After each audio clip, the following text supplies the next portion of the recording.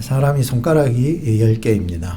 그래서 10손가락 깨물어서 안 아픈 손가락 다 없고, 다 길이가 다르고 모양도 다 다르게 생겼지만, 그래도 10손가락을 깨물어서 아프지 않는 손가락 없듯이 수많은 지역을 다니면서 교회들을 세워나가고 개척하고 또 목회하고 양육하고 다스려 나갈 때에 그렇게 여러 가지 모양으로 성장해 나가는 교회를 바라보면서 사도 바울이 그들 교회들에게 편지할 때 항상 빼먹지 않는 게 있었어요.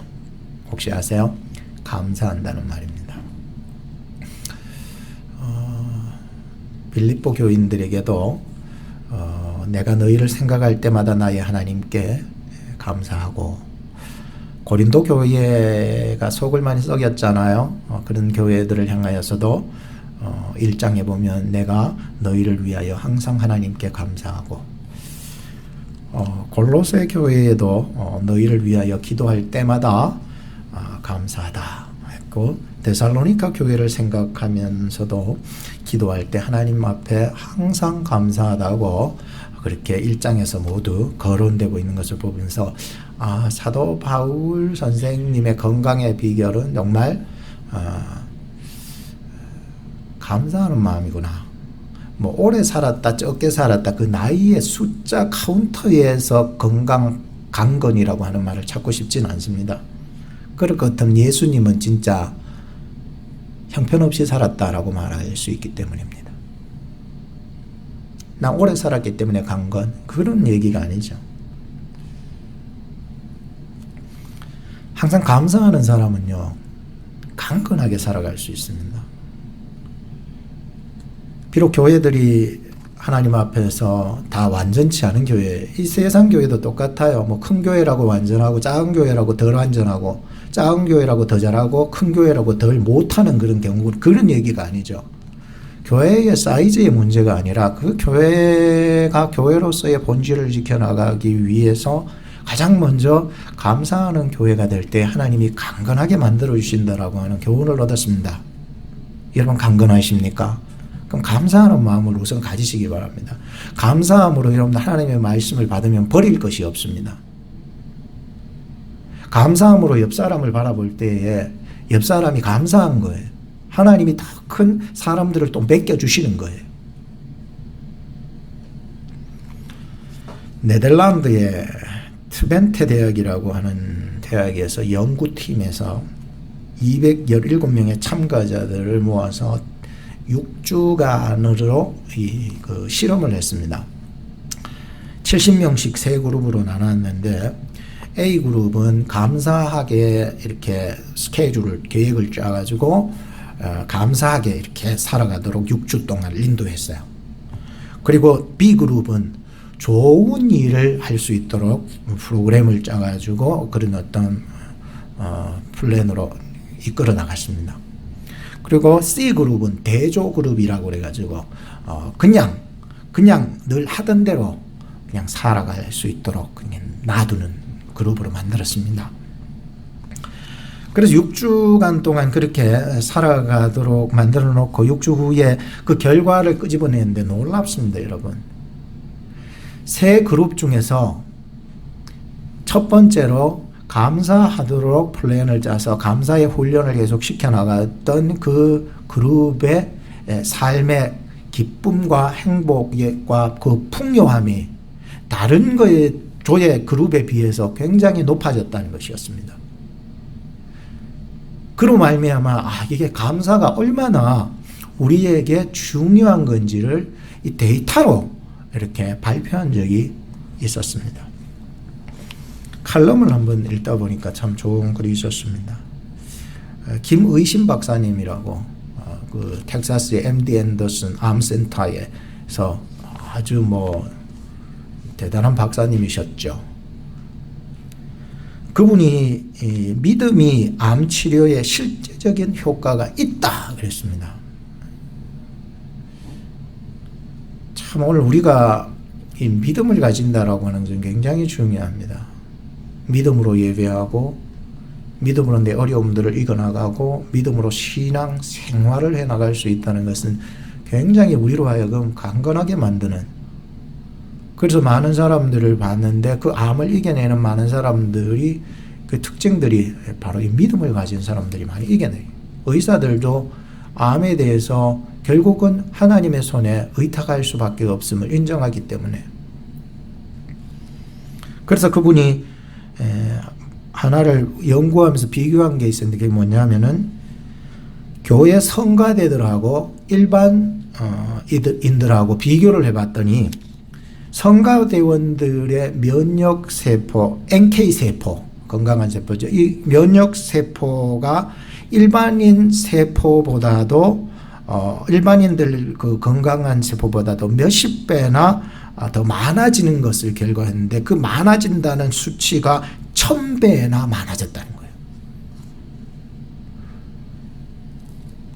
그러니 이 성가대들도 감사함으로 믿음으로 하나님 앞에 찬양해 나갈 때에 그 NK세포라고 하는 것이요 정말 1000배가 늘어난다라고. 오늘도 여러분들은 예배하면서 이렇게 찬양할 때에 참 목소리를 영으로 들어보면 그 속에서 솟아나는 정말 믿음으로 진정으로 진심으로 하나님을 찬양해 나가는 모습 소리를 이렇게 들으면 정말 하나님께서 오늘 우리의 모임 가운데 참 면역의 강건함으로 채워주시기를 바라는 마음 간절한 것이죠. 1998년 미국 듀크 대학교에서 해롤드 퀘니와 데이비드 라슨 두 의사가 실험 연구한 결과에 의하면 매 주일 교회에 나와서 찬양하고 감사하며 예배 드리는 사람은 그렇게 하지 않는 사람보다도 평균 수명이 7년이 더 많다, 더 오래 산다라고 그 연구를 결과가 나왔습니다.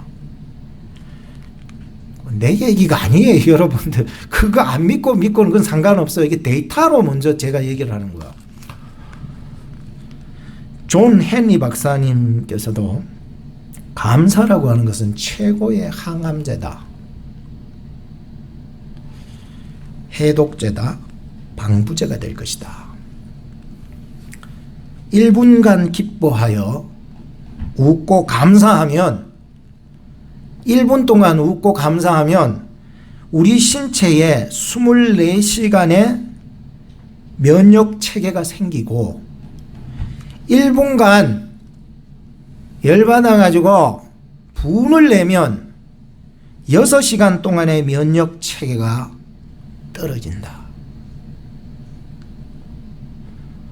오늘도 여러분들 하나님 앞에 열받아서 예배드리면 안 돼. 하나님 앞에 기쁨과 감사함으로 이 예배를 열어나가시기 바라요.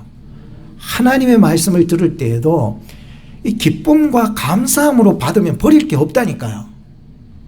열받아가지고 막 이렇게 받으면 그거는 아무런 소용이 없어요. 그러나 저는 신학자로서 또 목회자로서 하나님의 말씀은 무엇을 말하는가라고 하는 것이 집중이 되잖아요. 사람의 데이터들, 과학자들, 의학자들 뭐 이렇게 데이터들을 다 따져봐도 그렇다 해도 사실 저는 목회자이기 때문에 어떻게 하나님의 말씀을 말씀하시는가를 가르쳐야 되기 때문에 하나님께서는요 오늘 우리에게 세상이 말하는 그 이상의 절대적인 면역력을 줄 수 있는 말씀을, 양약을 우리에게 주셨습니다. 그게 뭡니까? 항상 기뻐하라, 쉬지 말고 기도하라, 또 마지막에 뭐야? 범사에 감사하라는 거예요. 이는 그리스도 예수 안에서 너희를 향하신 하나님의 뜻이라는 게, 하나님의 뜻이 뭐냐고 자꾸 찾지 말고 이미 우리에게 이 주셨음에도 불구하고 우리는 뭐 세상에서 많은 데이터들을 찾아가면서 그렇게 얘기할 게 없다라고 하는 것입니다. 진심으로 하나님을 기뻐합시다. 여러분, 하나님 예배하는 것이 기쁘십니까? 죽다 못해 그냥 의무적으로 붙잡혀 나왔습니까? 이게 아니라 있긴 해요. 하나님을 즐겨하는 마음, 기뻐하는 마음, 하나님을 즐거워하는 마음이 있어야 되는 거예요. 내 속으로요 기도하고 있어야 돼요. 하나님 오늘도 어둠의 세력 틈타지 말게 하시고 하나님의 말씀 한 말씀 놓치지 말게 해주셔서 그 말씀 다 내 말씀으로 받게 해주시옵소서. 예? 감사할 수 있게 바라요. 원망 불평하면은요 우리의 명력 체계가요 확 떨어져 버린다잖아요. 그냥 감사하면은요 이 면역 체계가 막 올라가는 거예요. 이기게 하는 거예요. 하루를 능히 살기 위해서는 우리의 시작점을 감사함으로 시작해 나가시기 바랍니다. 해보시기 바랍니다. 오늘 사도 바울은 교회를 향하여서 편지할 때마다 감사하는 마음으로, 기도하는 마음으로, 비록 그는 감옥에 갇혀 있었지만 나도 기쁘니 너희들도 기뻐하는 그 마음으로 이 어려움들을, 이 사태들을 극복해 나가자고 편지하고 있었던 것입니다. 오늘 본문을 다루고 있는 이 에베소 교회의 바울은 어김없이 감사하고 기도하게 합니다. 어떻게 해요? 1장 16절에 보면 너희를 인하여 감사하기를 마지 아니하고, 감사하기를 마지 아니하고 감사를 그치지 않겠다는 것입니다. 감사하기를 마지 아니하고 내가 기도할 때, 즉 기도할 때라고 하는 것을 기도를 계속해서 해 나갈 때마다라고 하는 거죠. 기도할 때마다 너희를 말한다는 거예요. 이거 에베소 교회가 얼마나 하나님 앞에서 감사하는 마음이 있었겠습니까? 참 대단하죠. 오늘 우리 교회도 정말 하나님 앞에 강건하게 세워져 나가기를 바라고, 가정도 그렇고요, 사업도 그렇고요, 여러분들 신앙도 이렇게 강건하게 세워져 나가기 위해서는 참 감사하는 마음이 굉장히 중요하다고 생각합니다. 그래서 오늘 에베소서 3장 1절과 또 14절로 19절을 말씀을 보면서 좀 더 사도 바울이 어떤 감사와 기도하는 그런 믿음으로 좀 구체적으로 이 에베소 교회가 강건해지기를 원했었던가라고 하는 것들을 좀 살펴보고자 하는 것입니다. 첫째는 중보기도입니다. 무슨 기도요? 중보기도. 에베소 전체 속에서는 두 번의 중보기도가 나옵니다.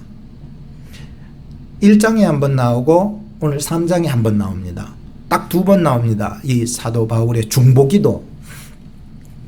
자기를 위해서 기도하는 것도 있지만 남을 위해서 기도할 수 있다라고 하는 것은요 굉장히 좋습니다. 저도 언젠가 한번 얘기했잖아요. 허리가 엄청나게 아팠을 때 저는 의자 위에 있을 때 앉아가지고 계속 기도했습니다. 잠이 들었습니다. 깨어났습니다. 그때요 잠이 들도록까지, 잠이 들었어도 계속해서 남을 위해서 기도하기 시작했어요. 내 허리 아픈 것을 제껴놓고 남을 위해서 계속 기도하다 보니까 허리가요 엄청나게 좋아지고 하나도 안 아프진. 그래서 내가 그때 오후 예배 때에 허리 뺑뺑 돌린 적이 있었죠. 이렇게 뺑뺑 이렇게 하나도 안 아프다고. 내 스스로를 위해서 기도만 하지 마시고 누군가를 위해서 기도해 줄 수 있을 때 하나님께서 내 건강을 책임져 주시겠다는 확고한 마음이 막 생기는 거예요. 사도 바울은요 중보기도를 하고 있었습니다. 첫 번째 1장에 나타나는 중보기도는 어떤 기도냐? 교회에 각 사람 개인의 그 영적 깨달음이 있기를, 하나님이 우둔한 이치에 문을 열어주셔서 깨닫게 해주시기를, 깨달음이 있기를 기도했다면 오늘 본문에 나타나는 이 에베소 3장의 중보기도는요 개개인이 아니라 교회 전체, 이 한 교회가 있다면 이 교회 전체를 두고서 하나님이 교회 전체 공동체가 강건해지기를, 하나님의 강건하심이 충만해지기를 위해서 기도하고 있었다는 거예요.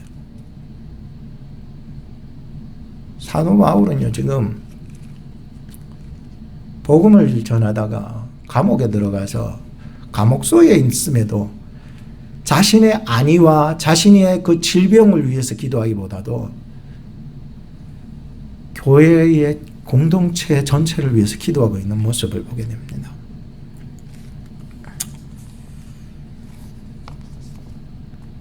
(14절로부터) 19절의 이 두 번째 중보 기도를 우리가 보게 되는데 14절 15절을 한번 보시기 바랍니다. 이러함으로 내가 하늘과 땅에 있는 각 족속에게 15절 이름을 주신 아버지 앞에 무릎을 꿇고 비나니라고 말씀하고 있습니다. 이 14절부터 오늘 본문을 다룰 19절의 이 두 번째 중보 기도를 보면은 그 배후에 어떤 배경으로 이 기도를 하고 있는지에 초점이 되어 있습니다. 그냥 막 이렇게 기도하는 게 아니라 배후에 어떤 배경으로 이렇게 됐는지를 얘기하면서 기도하는 내용이에요. 그래서 1절을 제가 거론한 거예요. 1절. 그냥 14절부터 하지 아니고 1절과 14절은 연결 구절이고 2절부터 13절까지는 얘기가 쭉 흘러가는 그 삽입구, 첨가부의 내용이지요. 그러므로 말미암아 1절과 쭉 읽고 14절로 건너뛰어도 전혀 손색이 없을 만큼, 그렇다고 해서 2절부터 13절이 없어져도 된다 그 얘기가 아니라 이게 흐름이 있잖아. 얘기의 흐름을 뭘 얘기하고 있는지를 보면서 삽입구가 들어가면서 14절로 간단하고 하는 것입니다. 굉장히 중요하죠. 그러므로 우리가 1절을 알아야 된다는 게, 1절이 뭡니까? 오늘 보니까 이러함으로 그리스도 예수의 일로 너희 이방을 위하여 갇힌 자 됐나 바울은. 지금 사도 바울은 예수 그리스도를 위하여서 복음을 전하면서 살아가다가 이 이방인의 사역을 감당하면서 감옥에 들어가게 되었다라고 하는 것을 얘기하면서 지금 기도하는 것입니다. 그리고 14절로 갑니다. 이러함으로 내가 하늘과 땅에 있는 각 족속에게 이름을 주신 아버지 앞에 무릎을 꿇고 비나니 라고 하고 있습니다. 바울은 이방인 전도를 하다가 결국은 예루살렘으로 돌아가지 말라 그랬음에도 불구하고 돌아갔다가 붙잡혀가지고 로마 감옥으로 압송이 되어 가게 되었습니다. 그리고 거기에서 감옥에서 편지를 썼던 것이 바로 에베소 서신이에요. 에베소서. 그걸 일컬어서 옥중서신이다. 감옥에서 썼다. 그래서 옥중서신이다 얘기하는 것이 이 에베소가 바로 옥중서신이었다 라고 하는 것이었습니다. 사도 바울은 1절에서도 밝혔던 바와 같이 감옥에서 하나님 앞에서 무릎을 꿇고서 기도했다라고 하는 것을 보게 되었습니다. 사람들은요, 그냥 놔두면 기도 안 합니다. 어떨 때 기도합니까? 사업이 잘 안 풀릴 때 새벽에 나와가지고 기도하고요. 또 자녀가 아프니까 그제서야 밤에 철야하면서 기도하고요. 몸이 망가지기 시작하니까 그제서야 두 손 높이 들고 항복하고 하나님 내가 졌습니다 하면서 금식하며 기도하니까요. 기도는요, 그냥 쉽게 되는 것이 아니더라고요. 어려울 때, 괴로울 때, 힘들 때, 고난이 닥쳐올 때 드디어 잘 되는 것이 뭐냐? 기도더라 말이죠. 모세도 보면은 백성들이 계속해서 원망을 퍼붓기 시작하고 나중에 때려 죽이려고 할 때 하나님 앞에 더 가까이 나가서 부르짖었습니다. 한나도요, 남편의 또 다른 부인이 있었잖아요. 그 부인이 자꾸만 자기를 괴롭히니까 그제서야 또 성전으로 나가서 막 술 취한 듯이 그렇게 막 기도하죠. 히스기야는 어떻습니까? 몸에 질병이 들었는데 이제 죽을 병이 드니까 그제서야 벽을 바라보면서 막 결단의 기도를 합니다. 저도요, 기도하는 모습을 이렇게 보니까 내 영혼이 평안할 때는 기도가 약해져요. 그런데 내 영혼이 곰핍해지고 피곤해지기 시작하면 그때는 자연적으로 나타나는 현상이 있어요. 그것은 뭐냐? 하나님 앞에 그냥 엎드리는 거예요. 모든 하는 일을 그냥 놓고 하나님 앞에 엎드리는 거예요. 그래서 전 제 모습을 보면서도 하나님 앞에 너무너무 감사한 거예요. 하나님, 저를 이렇게까지 사랑하시나요? 라고 말이죠. 코로나가요, 재작년 3월 달부터 시작되어 가지고는 지금 얼마나 1년 반이 다 돼 갑니다. 변이 바이러스 때문에 팬데믹이 장기화될 것이라는 건 전망을 사람들은, 과학자들은 내놓고 말하고 있습니다. 코로나가 시작될 때 그랬습니다. 감옥이 따로 없다. 이게 감옥이다. 답답하다. 일상을 다 잃었다. 그러나 이제는요, 이래 보면은 미국 이런 보세요. 뉴스나 매스컴을 통해서 보면은 이젠 두려워도 나 이제 좀 살고 싶다 그러잖아요. 나 이제 숨 좀 쉬고 싶다라고 이런 표현으로 사람들이 뛰쳐나가고 있었다는 것입니다. 마치 이 시대는요, 바울이 마치 이 감옥에서 들어가서 반연금 상태로 감옥 생활을 하고 있는 모습과 일치하고 있다는 그러한 느낌을 받게 되었었습니다. 오늘 그리스도인들이요, 내 스스로는 아니지만은 어떻게 세상이 내가 뭐 전염을 하고 싶어서 합니까? 아니잖아요. 그렇지만 이런 전염병이 세계 각곳에서 돌고 있는 이러한 속에서도 이 그리스도인들이 오늘 이 바울의 모습을 보면서 배울 점이 하나 있습니다. 내가 아무것도 할 수 없는 감옥과 같은 삶을 산다 할지라도 내 영혼을 자유하게 하고 구원하게 할 수 있는 것은 오직 기도밖에 없다. 사도 바울이요, 자기가 원해가지고 감옥에 들어가겠다는 사람 아니에요. 예수의 일 때문에 마지못해서 이방인들의 복음 전도를 하다가 그것을 위해서 감옥 생활을 하고 되었다는 거죠. 그 와중에서 정말 자기 뜻대로 할 수 있는 게 뭐가 있습니까? 그런데도 그는 그 감옥 속에서 할 수 있는 대로 기도하고 있었다는 거예요. 참 오늘 우리 성도들이요, 마스크를 벗고 대면해서 밥도 먹고 싶고 교제도 나누고 싶고 뭘 다 하고 싶겠지만은 그런 것이 없다 할지라도 오늘 우리 교회가 강건하게 세워지는 것은 우리 교회는 만민이 기도하는 집으로 만들어 가기 위함이라는 거예요. 그렇다고 해서 성전에 다 끌고 모아놓고 여기서 막 통성으로 기도하는 그런 얘기는 아니에요. 사도 바울은 지금 감옥소에서 기도하고 있습니다, 여러분. 묶인 상태에서 기도하고 있습니다, 여러분. 아무것도 할 수 없다라고 하는 연약한 상태에서 그가 할 수 있는 것은 오직 기도하는 것이에요. 비록 내 자리가 감옥소처럼 답답하고 어둡고 침울하고 외로운 자리일지라도 그곳을 기도하는 자리를 만든다면 그곳이 기도의 처소요, 우리로 하여금 영원한 생명으로 나가게 할 수 있는 강건하게 만드는 입구가 될 것이에요. 여러분 자리가 꼭 여기에서만 기도하라고 얘기하고 싶진 않아요. 참된 성전과 참된 교회는 건물에 있지 않다는 것을 배우고, 여러분들이 이 교회라고 하는 이 영적 네트워크를 함께 이루어 넣어서 교회를 강건하게 세우고자 나아간다면 그 본질의 첫째는 하나님 앞에 나아가 이 공동체를 위해서 중보하면서 기도해 나가는 것이라. 그러면 교회는 강건하게 세워지는 것입니다. 무릎을 꿇어야 합니다. 사도 바울은 무릎을 꿇었습니다. 그 감옥소에서. 그곳이 기도처가 된 것이었습니다. 30대에 예수님을 믿고 60대에 대략 순교를 했는데 30여년간 복음을 증거하면서 그 시간 속에서 얼마나 수많은 시간이 감옥에 들락달락거렸겠는가라고 하는 걸 생각해 보니까 오늘도 우리도 살아가면서 내 인생에 이런 팬데믹 코로나 같은 이런 것이 있을 줄 누가 알았겠습니까? 이제 겨우 1년 반이라고 생각한다면 사도 바울에 비하면 아무것도 아니잖아요. 이런 와중에 우리가 어떻게 교회 공동체를 강건하게 세워나간다고요? 중보 기도하는 거예요. 여러분들 교회를 위해서 기도하시기 바랍니다.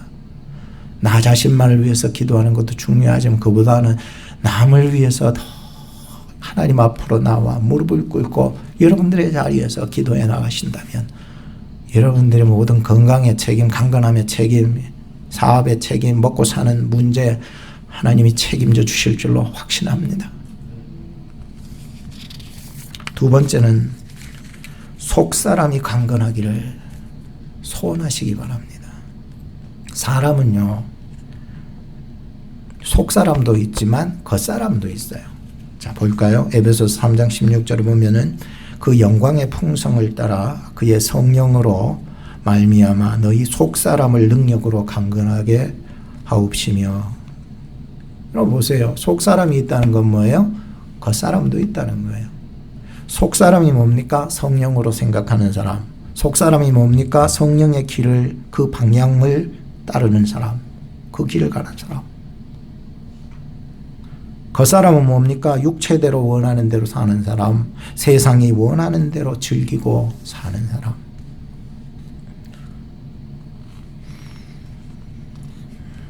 사도 바울은 에베소 교회가 어떻게 강건하기를 원하고 있는지, 첫째는 영광을 따라가기를, 그 영광, 본문에는 그 영광 뭐 이렇게 얘기하지만은 원문에서는 그의 영광, His glory, 그의 영광을 따라라는 거예요. 그의 영광. 그게 영광이 뭡니까? 영광 자체만을 말하는 것이 아니에요. 하나님의 영광을 위해서. 하나님의 영광이 구체적으로 무엇입니까? 예수 그리스도 안에서 성취하신 십자가의 길입니다. 예수 그리스도, 하나님의 영광, 예수 그리스도, 십자가로 완성하신 예수 그리스도를 따라가는 것, 그것을 말씀하는 거예요. 오늘 성도들, 우리 교회가, 공동체가 강건해지기 위해서는 예수 그리스도를 따라가야 하는 것이에요. 또 하나는 무엇입니까? 그의 성령으로 말미암아라고 얘기를 하고 있습니다. 그의 성령으로 말미암아. 우리가 예수 그리스도를 믿는다고 하지만 성령을 의지하지 아니하고서는 아무 힘을 발휘할 수 없습니다. 왜? 믿음이라고 하는 것은 성령 안에서 우리로 하여금 자꾸 적용시켜 주시거든요. 악령은 우리로 하여금 자꾸 멸망하게 만들어서 뛰쳐나가게 하지만은 우리로 하여금 강하게 만드는 성령의 활동, 그 능력을 의지하라라고 그렇게 얘기하는 것이지요. 니고데모가 예수님을 만났을 때에 요한복음 3장 5절 6절 물과 성령으로 나지 아니하면 하나님 나라에 들어갈 수 없느니라. 육으로 난 것은 육이요 영으로 난 것은 영이니 내가 너에게 거듭나야 하겠다 하는 말을 이상하게 생각하지 말라고.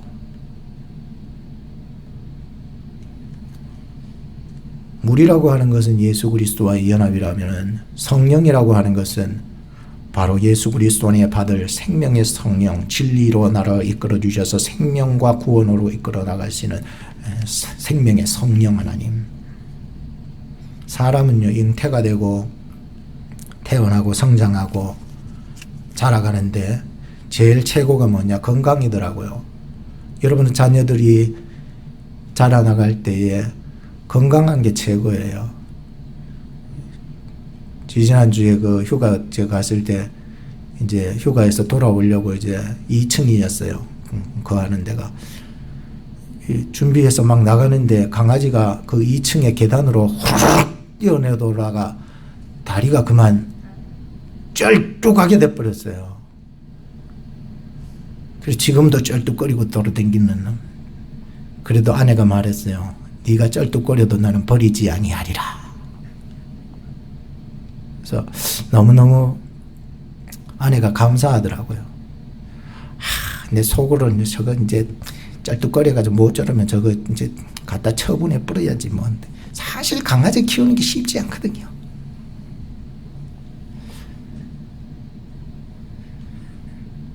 근데요, 강아지 한 마리도 이렇게 자라가면서 건강한 게 최고예요. 아프지 않는 거. 우리 사랑하는 성도님들도요, 신앙생활 하면서 아프지 않는 게 최고잖아요. 건강한 게 최고더라고요.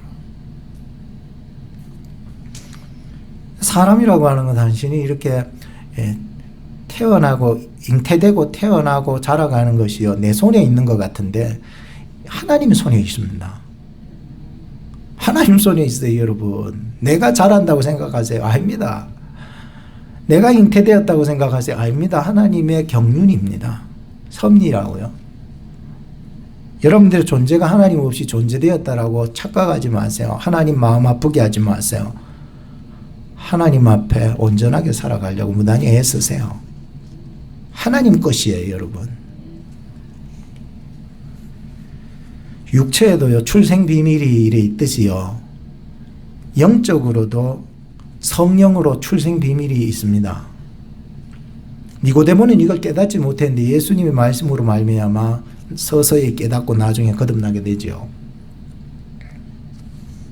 성령으로 말미암아 예수 그리스도 안에서 새로 태어나는 거. 여러분들 예수 그리스도 안에서 성령으로 새로 태어났습니까? 그 사람 거듭난 사람입니다. 깨달아 아는 사람이 되어야 되고, 그 깨달아 알 뿐만 아니라 거듭난 사람으로서의 삶을 무던히 몸부림치며 위해서 살아나가요. 완전한 것은 없어요. 그렇지만 예수 그리스도 안에서 몸부림치며 나가는 사람이 성령의 사람 아닙니까? 이 사람이 속사람 아닙니까? 이 사람이 성령의 생각을 가지고 성령의 방향으로 나가는 천국 가는 사람 아닙니까? 아기가 태어나면서 어머니 뱃속에서 나오면서 하하하 웃는 아기는 나는 평생 본 적이 없고 들어본 적이 없습니다. 다 하나같이 아기는 엄마 뱃속에서 나오면서 어떻게 합니까? 울어요. 왜? 고통스러우니까요. 엄마도요, 하하하 웃으면서 아기 놓는 사람 나 한 사람도 본 적이 없고 들어본 적이 없어요. 왜? 아프니까요. 배가 아프니까요. 엄마도 고통스럽고 아기도 고통스러운 거예요. 엄마는 아파서 고통스럽고 아기는요, 생활의 변화가 달라지기 때문에 고통스럽다는 거예요. 왜? 그동안에 이 아기는 어떻게 살았어요? 배 안에서 탯줄만 붙잡고 엄마의 박동 소리만 가지고서 그렇게 살았어요. 그게 평안했어요. 그래서 뱃속에서 자기 마음대로 막 탯줄 붙잡고 그렇게 엄마 박동 속에서 마음대로 막 살아가요. 그런데 때가 임박해져요. 때가 찾아왔어요. 이제는 그 탯줄을 끊어야 될 때가 온 거예요. 그러니 탯줄을 끊고 새로운 세상에 나오니까 새로운 변화, 새로운 소리, 새로운 모든 것들에 대한 이 새 세상에 대한 적응이 안 돼서 불안해서 충격을 받아서 아기가 운대요. 응야 하면서. 실제로 한 연구팀에서 출산하는 그 임산부의 뱃속에다가 마이크를 집어넣었어요. 집어넣고 엄마의 심장 박동 소리를 정밀하게 녹음을 했어요. 그리고는 아기가 태어납니다. 태어나서 아기가 응예 하고 막 계속 울잖아요. 그때 이 어머니의 박동 소리를 아기의 귀에다가 들이댔습니다. 희한한 일이 벌어졌습니다. 이 갓난 아기가 울음을 뚝 끊어버렸다는 것입니다. 제 얘기가 아니에요. 믿든 말든 상관없어요. 그러나 이 연구 결과를 보면서 아하, 이런 게 있구나 라고 하면서 우리가 큰 교훈을 하나 얻어야 됩니다. 어머니가 갓 태어난 아기의 가슴에 눕히잖아요. 그것도 하나의 일종의 어떤 의미가 되지 않을까라고 생각은 합니다. 아기 태어나면은 아기를 갖다가 어머니의 품속에 놔서 아기가 어머니의 박동 소리를 듣는 것처럼 말이죠. 오늘 우리가 성령의 사람으로 태어난다라고 하는 것은 고통 없이는 태어나기 어렵습니다. 산모도 고통스럽고 아기도 고통스럽습니다. 힘듭니다. 왜? 새로운 세상을 적응해 나가려면 쉽지 않거든요. 여러분, 새 사람으로 태어나고 우리 속사람으로 거듭나서 속사람으로 거듭난 사람으로 살기 위해서는 고통이 따릅니다. 그런데 희한한 것은 그 모든 고통을 예수 그리스도께서 다 담당해 주셨다는 거예요. 얼마나 감사한지 모르겠어요. 예수 그리스도만 생각하면 너무 감사하는 거예요. 그분 안에서 나도 함께 죽어지고 나도 함께 그분 안에서 다시 태어나는 것을 말해주는 것이지, 어머니 뱃속으로 들어갔다가 다시 나올 수 있는 게 아니라는 거예요. 엄마 원망하지 마세요. 아빠 원망하지 마세요. 세상 원망하지 마세요. 내가 예수 그리스도 안에서 성령으로 말미암아 속사람이 거듭나게 되면은 그 사람이 이젠 천국의 사람이 되는 거예요.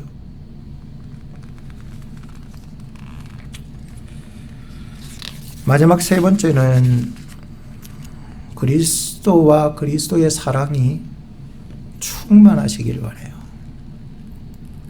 여러분 속에 그리스도께서 계십니까? 17절을 한번 보십시오. 믿음으로 말미암아 그리스도께서 너희 마음에 계시게 하옵시고 너희가 사랑 가운데서 뿌리가 박히고 터가 굳어져서 능히 모든 성도와 함께 지식에 넘치는 그리스도의 사랑을 알아 그 넓이와 길이와 높이와 깊이 그리고 어떠함을 깨달아 하나님의 사랑을 깨달아 가야 합니다. 이거밖에 없습니다. 여러분들 살아가면서 하나님의 사랑을 깨달아가면요, 참 희한하게도 내가 가진 힘이 아니라 하나님이 나에게 예수 그리스도를 통해서 주시는 그 힘이 넘치는 거예요. 여러분 사랑받으면 힘이 생기잖아요. 죽음도 두렵지 않는 게 뭐예요? 사랑이거든요. 에? 그러니까 정말 그 세상 사랑도 중요하지만 그보다도 진짜 우리 이 세상 죽음까지 이겨내는 하나님의 그 사랑, 그리스도의 사랑, 그 넓이와 길이와 높이와 깊이를 날마다 묵상하며 깨달아 나가시는 저와 여러분 우리 교회가 되길 바라요. 이런 사람이 진짜 강건해지는 거예요. 그런데 19절 뒤에 보니까 어떠함을 깨달아 하나님의 모든 충만하신 것으로 너희에게 충만하시기를 구하노라. 야, 여러분들에게 이런 충만이 있기를 바라는 거예요. 우리 집 뒤에 그 큰 나무가 있었거든요. 그러기 전에 죽어가더라고. 그래가지고 김정은 집사님한테 물어서 당신 집에도 나무를 베는 사람이 있다. 그래서 싸게 벤다. 그래가지고 연락해서 했더니 막상 그날 내 안 와. 돈을 적게 불렀는지 하여튼 간에 그래서 자기도 다시 스케줄을 다시 잡겠다 그러지만 됐다. 그래서 내가 1년만 한 번 더 키워보겠다. 그래가지고 계속해서 그 걸음을 주고 퇴비를 주고 했는데 다시 사는 역사. 비록 나무도 다 죽어가가지고 이제 빼짝 말라가지고 베내버리게 되겠다고 내가 생각했거든요. 나무도요, 관심 가져주고 퇴비 주고 마음 쏟아주고 하니까 다시 사는 역사, 건강해지는 역사. 사람은 하물며 사람이겠느냐는 거예요. 오늘도 우리 하나님의 사람들이요, 서로 사랑할 수 있기를 바라요. 왜 사도 바울이 앞에 1장에서 보면 하나님께 기도할 때마다 늘 감사로서 이 에베소 교회를 얘기했느냐라고 하는 걸 여러분들 성경에 보시면 이 에베소 교회는 서로 사랑을 나눠주는 교회였기 때문이었다라고 얘기하고 있잖아요. 건강한 교회요, 사랑받는 교회입니다. 모든 이웃으로부터 사랑을 받고요, 더욱이 하나님으로부터 사랑을 받을 수 있는 교회. 이 목회자도요, 여러분들로부터 사랑을 받고요, 하나님으로부터 사랑을 받으면 목회자도 강건해지는 거고, 여러분들도 목회자를 통하여서 사랑을 받기를 바라고 하나님으로부터 사랑을 받기를 바라요. 강건해지는 거예요. 나무도 그렇게 조금만 관심 가져줘도 사랑을 받는다. 사랑은 주고받는 거예요. 그리스도의 그 사랑 생각하면요, 오늘 저나 여러분들이 눈물이 나지 않을 수 없습니다. 범죄한 인간, 죄 지어서 하나님을 멀리하며 날마다 하나님 마음 아프게 하고 하나님 뜻대로 살지 않으면서도 내가 옳은 양 살아갔던 나의 모든 모습들, 그런 와중에서 하나님께서는 예수 그리스도 하나밖에 없는 아들을 통하여서 나에게 보내주시고 독생자를 보내주신 그 사랑이 하나님의 사랑이에요. 우리는 사실 다른 사람에게도 하나님에게도 내 물질을 온전하게 드리지 못하잖아요. 내 시간도 함부로 하나님 앞에 다른 사람에게도 빌려주지도 못하잖아요. 물질 아깝다, 시간 아깝다. 근데 하물며 내 자식을, 목숨을 다른 사람 위해서 내줄 수 있는 사람이 누가 있냐는 거예요. 그럴 바에 내가 돈 주지, 내가 몸 때우지, 그게 아니라 자식을 줄 수 있다라고 하는 것은 쉬운 문제가 아니에요. 하나님의 사랑이에요, 이게. 하나님은 죄인된 우리를 위하여서 구원하시려고 물질과 시간보다 귀한 자기 자신의 아들 독생자를 우리 위해서 보내주셨다는 사랑. 지난주에 저희 아들이 뉴욕 이제 학교 들어간다고 갔습니다. 엄마랑 예인이랑 함께 따라가서 어떻게 사는지 좀 두고 보고 그렇게 하기로 했습니다. 가보이 원래 거기 살던 남자들도 참 더럽게 살았나 봐요. 그 싱크대 밑에 구더기가 바글바글거리고 막 아이고 먹고는 좀 제때 좀 버리 멀면 좋겠노만은 그게 사실 되십니까? 그러면서 제가 예일이도 없고 아내도 없고 예인이도 없으니까 예일이 방을 이제 내가 청소를 해야 되는 사명이 있잖아요. 그래서 예일이 방을 청소하러 갔는데 방이 아니라 방구석이라 방구석. 구석을 보니까 이게 왜 방구석이라는 말이 거기서 나온 것 같아요. 정리하는데 진짜 어릴 때는 얘가 머물렀던 자리에 대해서는 참 몰랐는데 이제는 성장한 어른으로 성장한 성인으로 성장한 아들의 방을 들어가서 이제 청소를 하는데 왜 그렇게 썩은 냄새하고 쉰 냄새들이 막 나는지 모르겠어요. 도저히 콧구멍 목구멍이 따끔거려 가지고 재채기가 나오는데 안 돼 가지고 마스크를 썼어요. 우리 코로나 마스크 이거를 쓰고 그러니까 냄새가 안 나더라. 참 좋더라 이게. 그래서 마스크를 쓰고 청소를 하는데 커다란 상자가 하나 저 크로아제 안 구석에 있더라고요. 그래서 그걸 꺼내가지고 이제 다 정리하고 서랍 안에 다 이제 넣으려고 했는데 그래 봤는데 그 상자 속에서 예일이가 모아놨던 어릴 적부터 모아놨던 그 많은 것들이 들어있어요. 포켓몬스터 카드. 그거 왜 아직 가지고 있노? 니 줄까? 니 줄까? 그 포켓몬스터 카드가 왜 그 안에 들어있냐고. 한 거 들어있더라고. 그 비싼 것도 있다 그래. 있는 것 같아.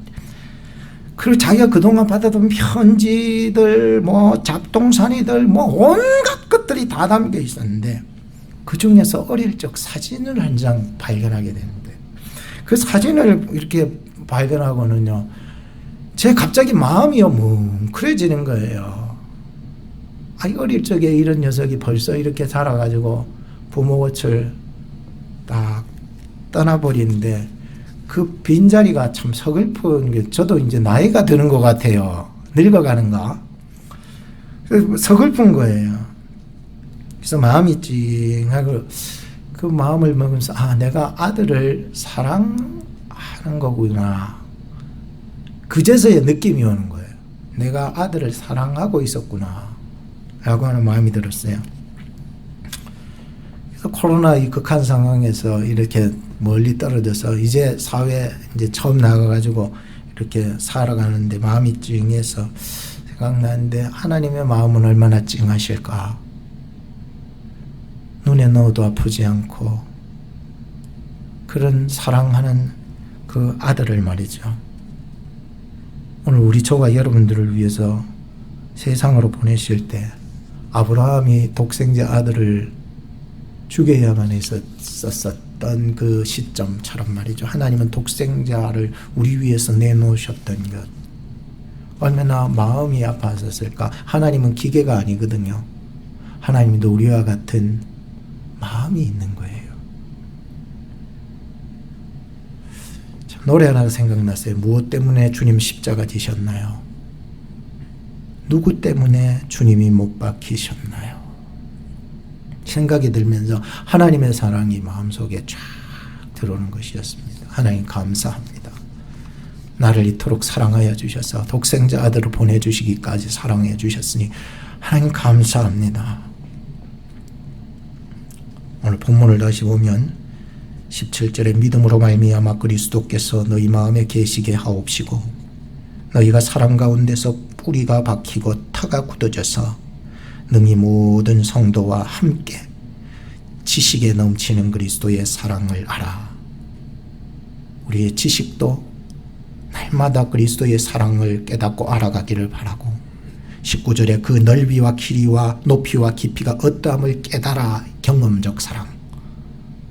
하나님, 내가 살아가면서 나의 삶 속에서 그리스도의 사랑을 어떠한 순간을 보더라도 그리스도의 사랑이 생각나게 하시고 깨달아지게 해주시옵소서.